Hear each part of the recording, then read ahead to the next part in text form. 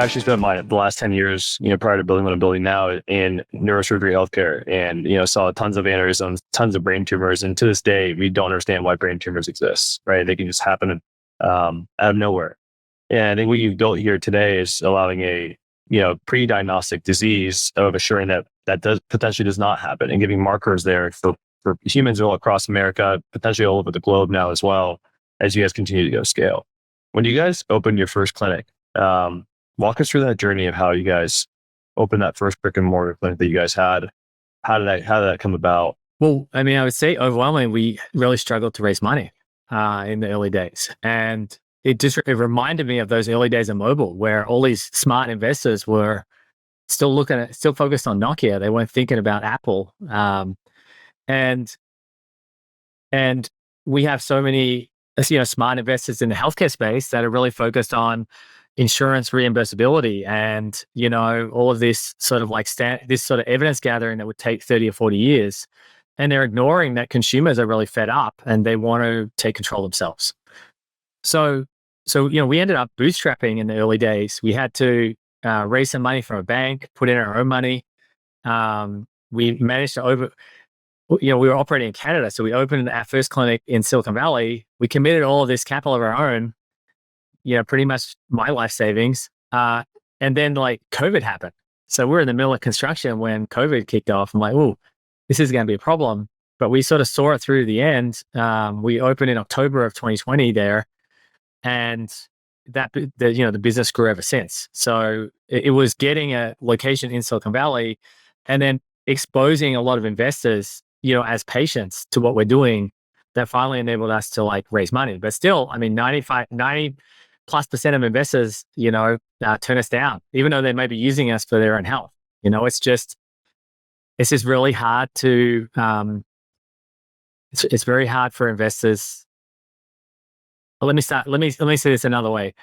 I think as an angel investor myself, it's really easy for me to tell a good from a bad business. It's really hard to tell an incredible transformative business from the worst idea ever. So it's really hard to tell the tails apart of the sort of distribution of ideas. And I think great VCs, that should be their job to figure out is this in a tail? And, as long as I invest in a few of these transformative businesses, I can put up with a bunch of duds. But a lot of investors that don't behave that way. They're more, they're focused more on the good versus bad part of that normal distribution. And I think it's frustrating as an entrepreneur, and I don't think it leads to the best returns for sort of the LPs of some of those funds. Yeah, I think the raising money aspect probably definitely has a health detriment to your ability to continue to live a good life, right? And you're obviously showing that. You talked about you risked it all. I saw some quotes and videos from Brian Chesky when he was raising money for Airbnb. I think he was raising at a $2 million valuation, couldn't get anyone in Silicon Valley to invest in his company. And then, of course, now I think Airbnb is bigger than the GDP of Croatia, and he's proved people wrong, obviously, right? And you've probably done the same. And what I would ask you today is, what was the biggest roadblock from raising money back in the day? You had put all your life savings in there. You're a third-time founder. Why do this, right? Why go and risk it all and go to Silicon Valley, try to go to do a moonshot here at Prenovo and scale this to the venture that you've done today? Because there's such inherent risk. And even though you've done this 3 times, you got denied by 95% of your LPs. Walk us through the journey of what everyone was saying no to so the audience can understand. Well, I think it was exactly the point I was just making in some ways. The traditional medical system is really slow to adopt new technology. I mean, we have been talking about cancer moonshots for years. Nothing's happened. The sort of level of evidence gathering that's required to even put in place a standard of care screening approach like mammogram is 40 years. And doctors continue to debate the merits of that. Even though it saved millions of lives. So there's always a doctor out there that's going to say, any breakthrough medical approach is going to be problematic or is a bad investment. And a lot of VCs don't necessarily understand the space so well, so they depend a lot on the advice of doctors.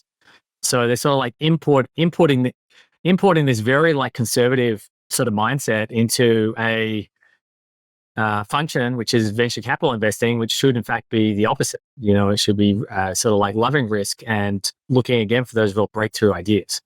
So that's, but we sort of bootstrapped it, and we thought that if we could at least scan these VCs, some of them would really, resonate with what we were trying to achieve here and the wider vision of really transforming healthcare. And we ended up getting some great investors behind the company, and we've been able to grow since. I think it's unique that you probably brought some of these investors into the clinic and said, let me actually do a scan on you. Let me show you the results of that. Now you can come invest into our company.